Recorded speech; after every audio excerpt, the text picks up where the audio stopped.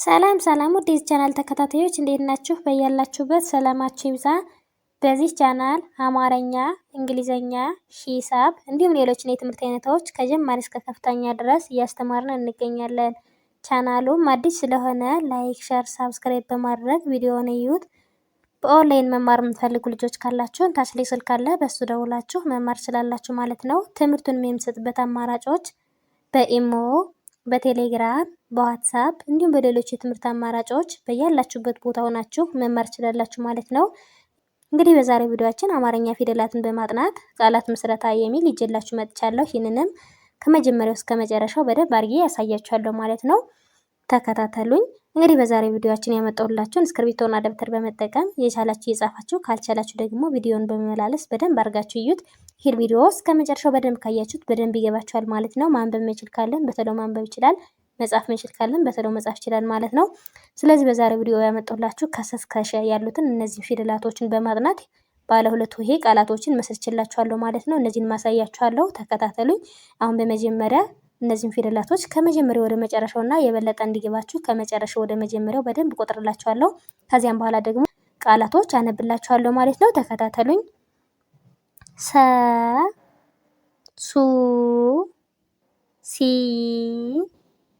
ሳ፣ ሴ፣ ስ፣ ሶ።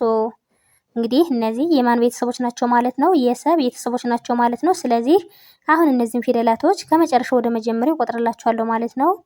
ሶ፣ ስ፣ ሴ፣ ሳ፣ ሲ፣ ሱ፣ ሰ።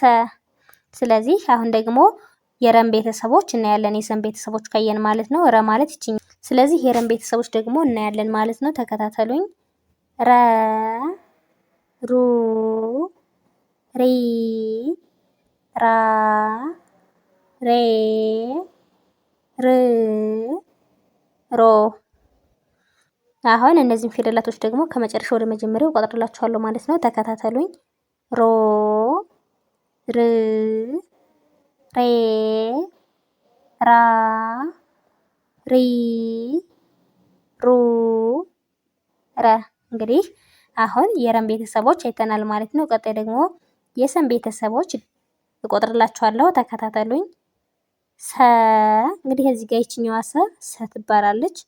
እዚህ ጋር ደግሞ ያለችዋ ሰ ትባላለች። ስለዚህ እነዚህ ሁለቶችም የሰ ዘሮች ናቸው ማለት ነው። ስለዚህ የሚለያዩት በምንድን ነው?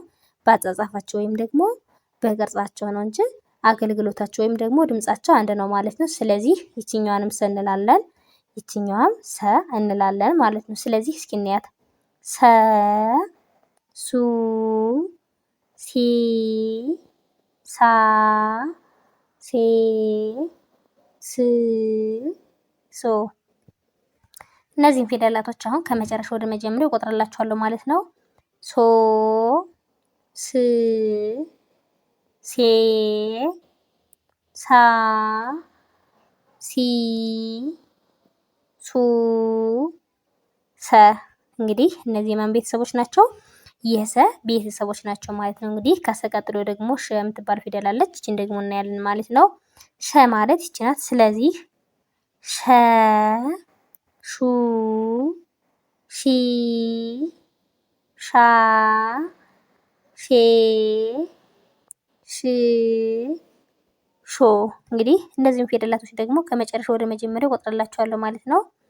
ሾ፣ ሽ፣ ሼ፣ ሻ፣ ሺ፣ ሹ፣ ሸ። እንግዲህ እዚህ ጋር የምታያቸው ፊደላቶችን ከመጀመሪያው ወደ መጨረሻውና ከመጨረሻው ወደ መጀመሪያው በደንብ ቆጥረናላቸዋለን ማለት ነው። አሁን ደግሞ የተመሰረቱን ቃላቶች እናያለን ማለት ነው።